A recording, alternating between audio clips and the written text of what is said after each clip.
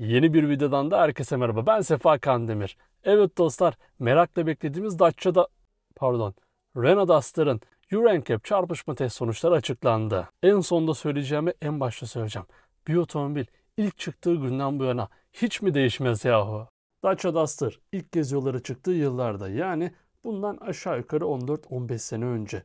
Kolay alışırsın, zor vazgeçersin mottosuyla uygun fiyata SUV deneyimini kullanıcılarıyla buluşturdu. O günlerde de yakından duyardık hep. Kağıt gibi araba, hafif araba, öyle böyle diye. Hani tek odak noktasının ucuz olması, az yakması ve nispeten performanslı olması olan Duster. 2011 yılındaki Euro NCAP çarpışma testinde çarptığı gibi havalanması, eğilip bükülmesiyle totalde 3 yıldızla uğurlandı.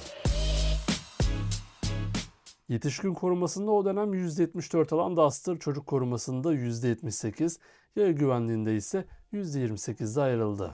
Güvenlik asistanları o dönem çok daha lüks otomobillerde kullanılıyordu biliyorsunuz. Uygun fiyatıyla öne çıkan Duster'da güvenlik asistanlarından beklendiği üzere %29'luk bir puanla ayrıldı. Puanlamaya baktığımızda, yani bu arabalar neye göre puanlanıyor dediğimizde, güvenlik asistanlarında ön hava yastıklarından geçip arka ve diz hava yastıklarından kaldığını görüyoruz. Şimdi bu seviyeler ve bu sağlamlık puanı o dönem için gayet makuldü. Yani kimse de çıkıp demedi biz bu arabayı almayız diye. Çünkü fiyatı da ona göre uygun tutulan bir SUV'ydi. Hatta ben çok net hatırlıyorum, o zamanlar aldığım bir otomobil dergim vardı. Onun içinde de reklamı duruyordu.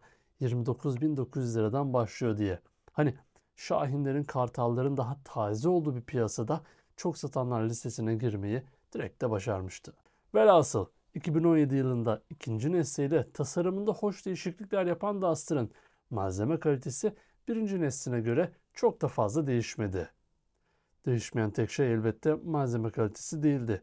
Euro NCAP çarpışma testlerinden yine yeniden 3 yıldızla ayrılan Duster, ikinci neslinde yetişkin korumasında %3'lük bir azalma yaşayarak %71 aldı. Tasarımı yenilenen Duster, ikinci neslinde artık yetişkinleri biraz daha az koruyordu. Yetişkinlerin puanının azalmasının akabinde çocukların koruma oranındaki ciddi düşüş ise Duster'ın hanesine büyük bir eksi olarak yazıldı. Duster 2011'deki birinci neslinde çocuk korumasında %78 alırken 2017'deki ikinci neslinde %66 ile beni şimdi bile şok etmeye başardı. Buna karşın Duster'da araç içindekilerin güvenlik puanları azalırken dışarıdaki yayalar için puan bir hayli artmıştı. Öyle ki 2011'de %28 alan yayalar 2017'de %56'ya çıkarak ciddi bir gelişim yaşamış. Yine güvenlik asistanları da birinci nesline göre iyi bir artış göstererek %29'dan %37'ye çıktı. Siz ne dersiniz dostlar? Dacia Duster'ın birinci nesline göre azalan yetişkin ve çocuk güvenliği o dönem bilinse Duster'ın algısını değiştirir miydi? Ki bu Duster halen daha Dacia markası altında satılmaya devam ediliyor. Ve dostlar, hepimizin merakla beklediği 3. neslinde artık Renault markası altında satılacak olan, yani ülkemizde Renault olarak satılacak, Avrupa'da yine Dacia olarak satılmaya devam edecek. Yeni Renault Duster'ın Euro NCAP çarpışma test sonuçları açıklandı. Şimdi hepiniz biliyorsunuz ki Duster 3. nesliyle hem tasarım hem de teknoloji olarak fazlasıyla gelişti. Biz de kanalımızda inceleme videosunu paylaştığımız anda göstermiş olduğunuz yoğun ilgiyle beraber kafanızdaki soru işaretlerinde hep birlikte cevap bulmaya devam ediyoruz. Yeni Duster'ın özellikle Renault'a geçmesi, yani en azından Renault markasıyla satılacak olmasının bile kalitesini arttırdığını söyleyen takipçilerimizin sayısı bir hayli fazlaydı. Buna ek, bu artan kalitenin fiyatlara da yansıyacağı ve artık zor ulaşırsın nasıl vazgeçersin kıvamına evrileceği de sizlerin yorumlarının bir özeti oldu. Ve dostlar, yeni Duster 3. neslinde de Euro NCAP'ten 3 yıldızla ayrıldı. Hem de yetişkin korumasındaki istikrarlı düşüşünü koruyarak. Yeni Duster 2. neslindeki %71'lik oranını 3. neslinde %70'e düşürdü. Buna karşın 2. neslinde sert bir düşme yaşayıp beni de üzen çocuk koruması 3. neslinde %66'dan %84'e çıktı. Tabi bunun 1. neslinde %78 olduğunu unutmamak gerek.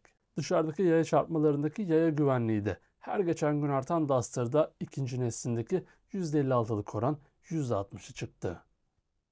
GSR2 standartlarıyla birlikte artık Avrupa'da satılacak tüm otomobillerde standart olması gereken güvenlik özellikleriyle birlikte yeni Duster'ın güvenlik asistanları puanı da %37'den %57'ye çıktı.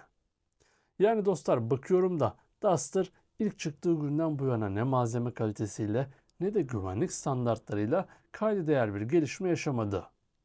Peki yaşamalı mı? Elbette hayır. Çünkü marka ve bu otomobilin güvenlik ve malzeme kalitesi anlayışı ve müşteri kitle hedefi belli. Buradaki handikap Duster'ın Renault'a geçmiş olması oldu belki de. Hadi bir Renault'un SUV modellerine bakalım. Onlarda durum neydi? Renault'un 2013 yılından bu yana yollarda olan ve Nissan Juke'la aynı platform üzerinde üretilen modeli Captur. Yollara çıktı ilk günden bu yana 5 yıldızla Euro NCAP'ten geçiyor. Şöyle diyeyim, Captur'un yetişkin koruma oranı %96 dostlar. Çocuk koruması %83, yaya koruması %75 ve güvenlik asistanları %74. Ya da CSU modeli Kajlar'a bakalım.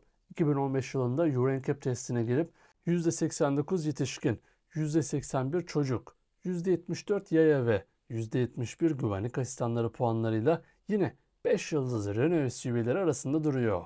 Hadi segment olarak belki buralarda değil ama Koleos da 5 yıldızlı bir Renault SUV'si.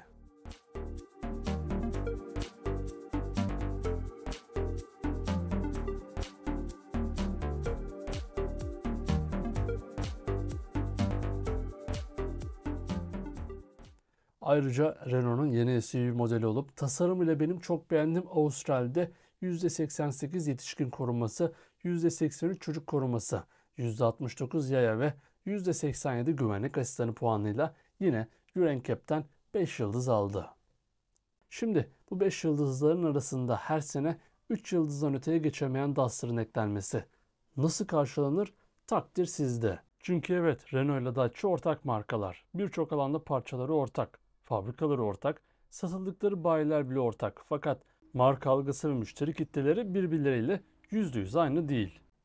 Burada Renault Duster olunca kalitenin pek de artmadığı resmen kanıtlansa da 5 yıldızlı SUV'lerin arasında 3 yıldızlı Duster'ın bundan sonra olacağı bir gerçek.